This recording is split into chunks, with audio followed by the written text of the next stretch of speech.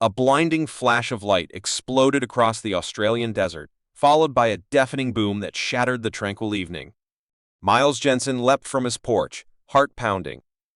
"What in the world?" he muttered, staring at the alien spacecraft smoking in his backyard. Miles' peaceful evening had transformed into a scene straight out of a sci-fi movie. He approached the smoking wreckage cautiously, his flashlight cutting through the settling dust. The craft, sleek and silver, looked like something from another world.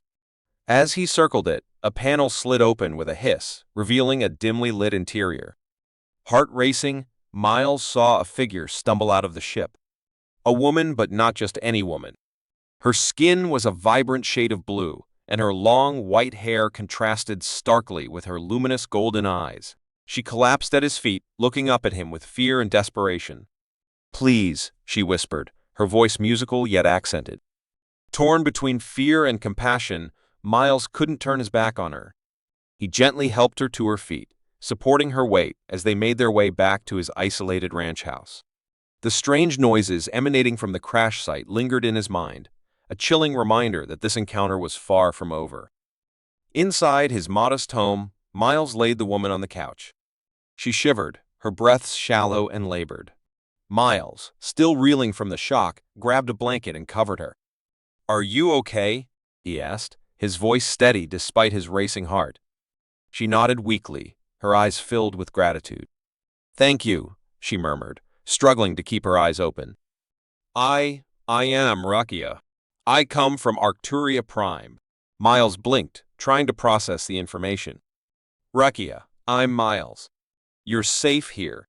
Rest, and we'll figure this out." He fetched a glass of water and helped her drink, noticing her trembling hands. "Emperor Kangan's soldiers," Rakia began, her voice fading as exhaustion overtook her. "They're coming for me." Miles' grip tightened on the glass. He had no idea who Emperor Kangan was, but he sensed the urgency and danger in her words. "You're safe here," he repeated, more to reassure himself than her. "We'll deal with them if they come." As Rakia drifted into a fitful sleep, Miles sat by her side, contemplating the surreal turn his life had taken. The quiet, predictable existence he had known was now irrevocably altered by the arrival of this otherworldly woman. Questions swirled in his mind. Why was she here? Who were these soldiers chasing her? And most importantly, how was he going to protect her from them? Morning light filtered through the windows, casting a soft glow on Rakia's blue skin.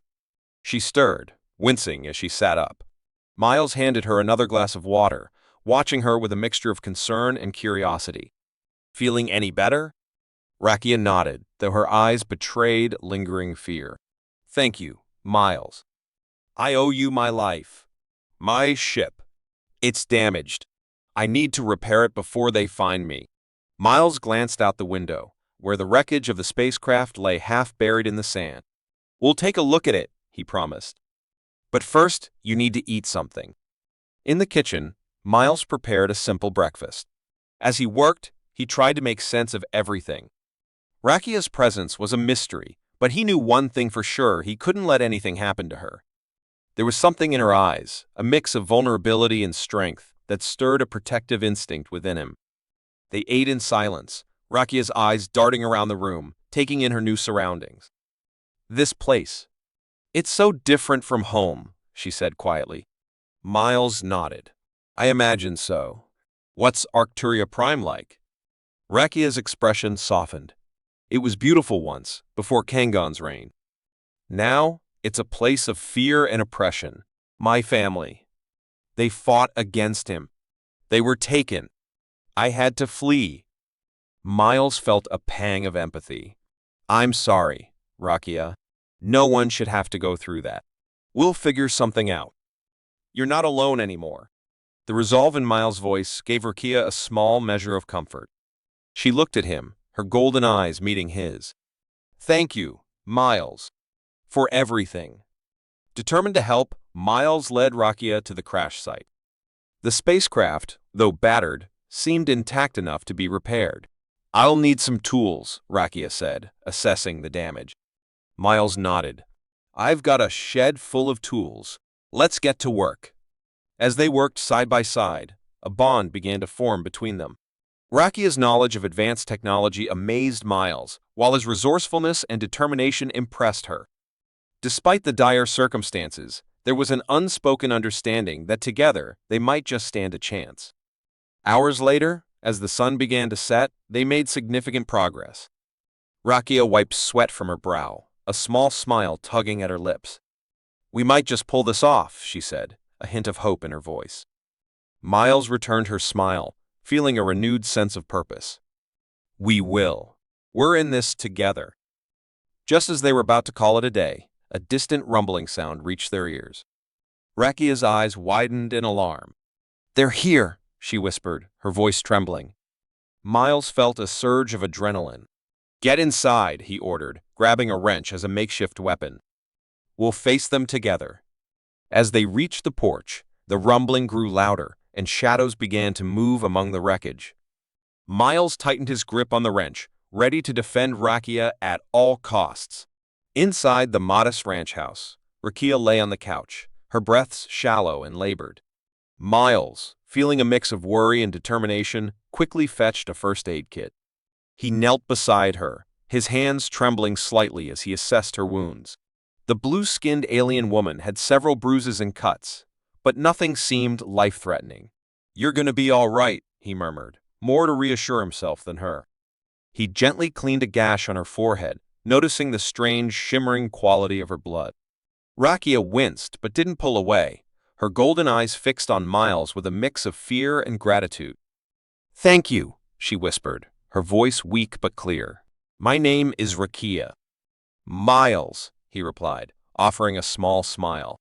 "Miles Jensen. You're safe here, Rakia." Rakia's eyes darted around the room, taking in the unfamiliar surroundings. "This place Earth," she said slowly, her accent thick but understandable. "I read about it. Never thought I'd end up here." Miles sat back on his heels, curiosity piqued. "Why are you here? What happened?" A shadow crossed Rakia's face as she recounted her tale. She spoke of Emperor Kangan's brutal coup, her family's persecution, and her desperate flight from Arcturia Prime.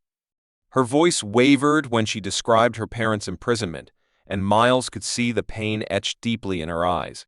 "Your family, I'm so sorry," he said softly, his heart aching for her. "But why come here? To Earth?" Rakia sighed, her gaze dropping to her hands. "It was the only place I thought they wouldn't find me. Your planet is primitive, by our standards. I hoped I could hide here, blend in." Miles chuckled despite himself. "Blend in? Not sure how easy that'll be with blue skin and golden eyes." A small smile tugged at Rakia's lips. "I know. Desperate times call for desperate measures." For a while, they sat in companionable silence. Miles bandaged her wounds as best he could, then brought her a glass of water. Rakia sipped it slowly, her eyes closing as she leaned back, exhaustion clear in every line of her body. "Get some rest," Miles said gently. "You need it." Rakia nodded, too tired to argue.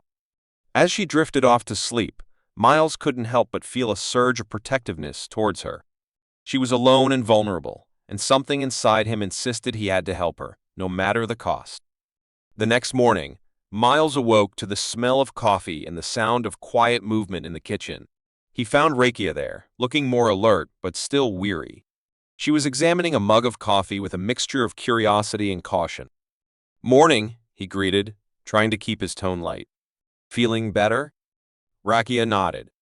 "Yes, thank you. This drink, it's strange, but good." Miles chuckled. "Coffee, it's a staple around here." As they sat down to breakfast, Rakia's curiosity about Earth became more evident. She asked about everything: the food, the landscape, the customs. Miles answered as best he could, finding her fascination both endearing and poignant. "You must think our technology is pretty primitive," he said at one point, smiling ruefully. Rakia shook her head. "It's different. Simpler, but not without its own beauty. Your world has a rawness to it, a purity we've lost." Miles pondered her words, appreciating the fresh perspective she brought. Their conversation flowed easily, and despite the oddity of their situation, he felt a growing connection to her. Later that day, as they worked together to move her damaged spacecraft into a hidden spot behind the barn, Rakia began to open up more about her fears.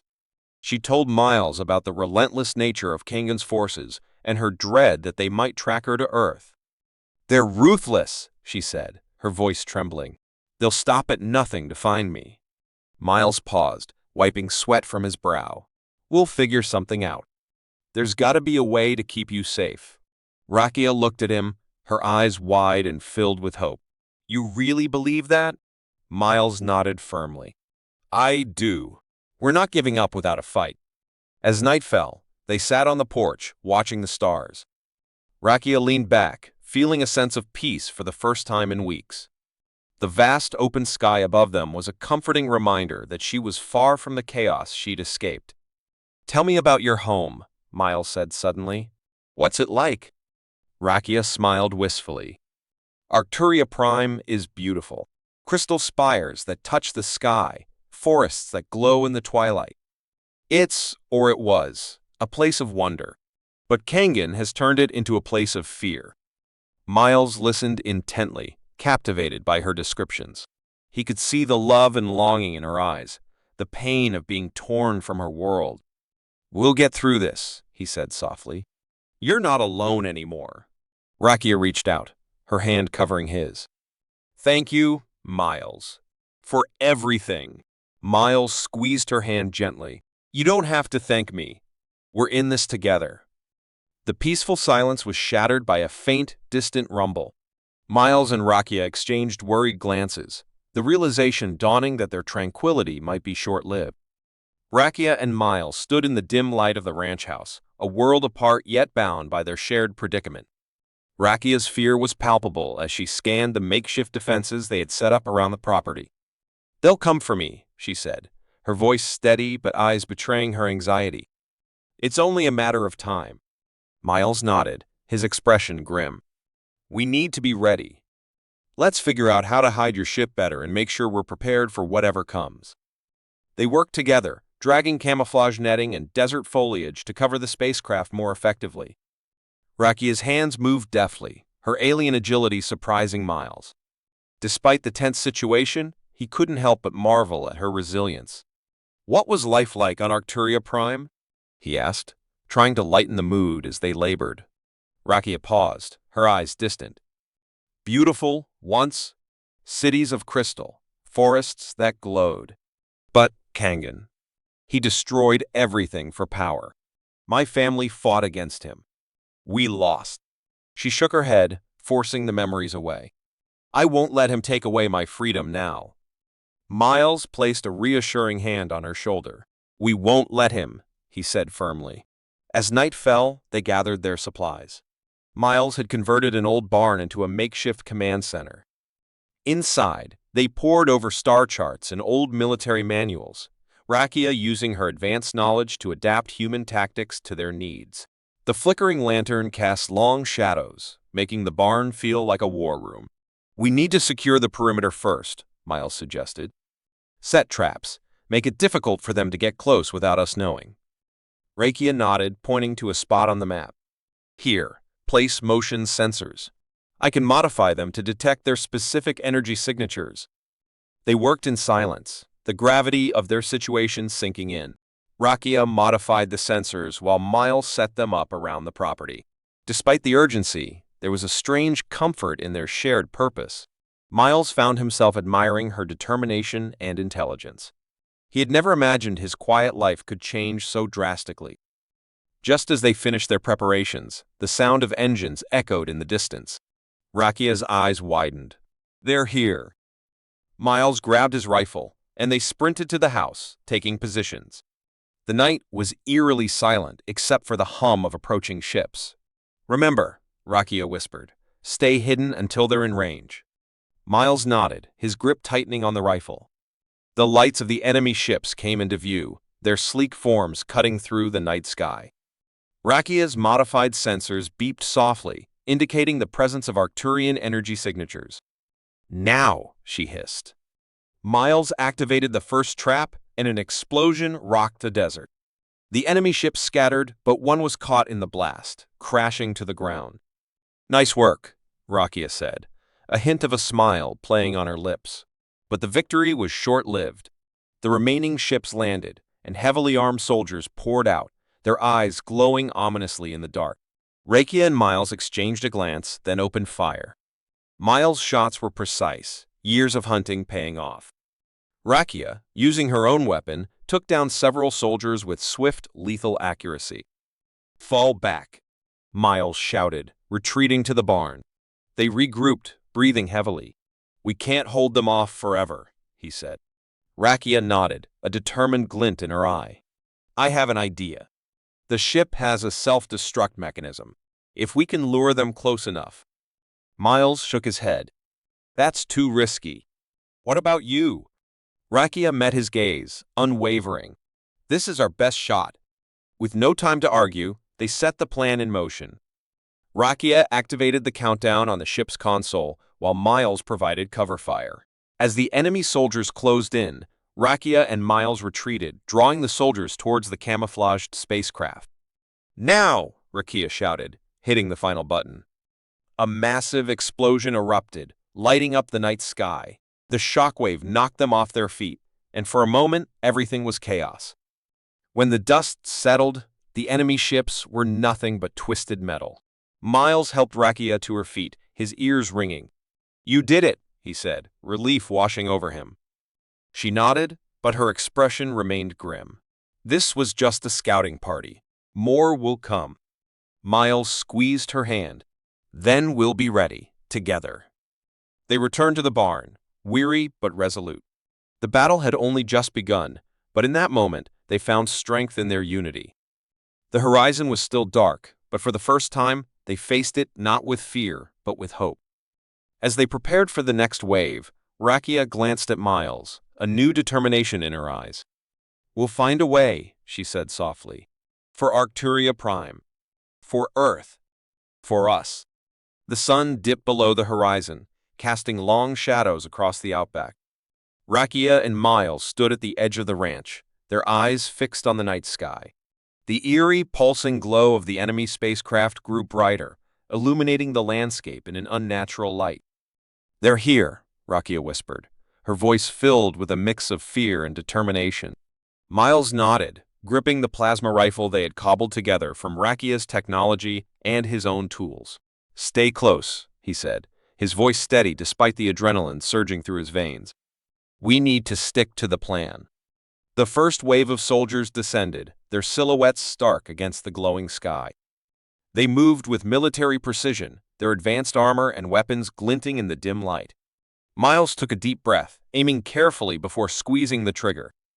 A bolt of energy shot out, striking the lead soldier squarely in the chest. The soldier crumpled, and chaos erupted. Rakia activated a force field, a shimmering barrier that deflected incoming fire. She worked quickly, her fingers dancing over the controls of a portable device she had salvaged from her ship. "We need to buy more time," she said, her eyes never leaving the advancing soldiers. Miles nodded, firing off another shot. "I've got this side covered. You focus on that device." The soldiers regrouped, their leader barking orders in a language Miles couldn't understand. They began to flank the force field, trying to find a weakness. Miles picked off another soldier, but they kept coming, relentless and unyielding. Rakia's device emitted a low hum. "It's ready," she said, tossing the small metallic sphere into the air. It hovered for a moment before releasing a burst of light, momentarily blinding their attackers. Miles took advantage of the confusion, picking off several more soldiers with precision shots. The enemy's numbers dwindled, but he knew this was just the beginning. The larger force was still on its way, led by a figure who had yet to show themselves. Suddenly, a deep, commanding voice echoed across the desert. "Enough!" The soldiers halted, their weapons lowering as a tall, imposing figure emerged from the shadows. His black uniform and cold, merciless eyes marked him as someone of high rank. "Rakia of Arcturia Prime," he intoned, his voice dripping with authority. "You are hereby ordered to surrender. Your resistance is futile." Rakia stepped forward, her chin held high. "I will not go back," she said firmly. "Your regime is unjust, and I will not be a part of it." The commander's eyes narrowed. Very well. Then you will die along with this primitive creature you've allied yourself with. Miles bristled at the insult but held his ground. If you want her, you'll have to go through me, he said, his voice steady. The commander smirked. So be it. He raised his arm, and a burst of energy shot towards Miles. Rakia's force field flickered, barely holding against the powerful blast. Miles, watch out, she cried, her voice filled with desperation. Miles dove to the side, narrowly avoiding the blast. He rolled to his feet, firing back with his plasma rifle. The commander deflected the shots effortlessly, his expression one of bored disdain. Is this all you've got? The commander sneered, advancing on Miles. Pathetic. Rakia's mind raced. She knew they couldn't hold out much longer. She needed to find a way to turn the tide. Then, she remembered the hidden capability within her technology, a last resort she had hoped to avoid using. Miles, cover me, she shouted, her hands working feverishly over her device. Miles fired rapidly, trying to keep the commander at bay. What are you doing? He called out, glancing over his shoulder.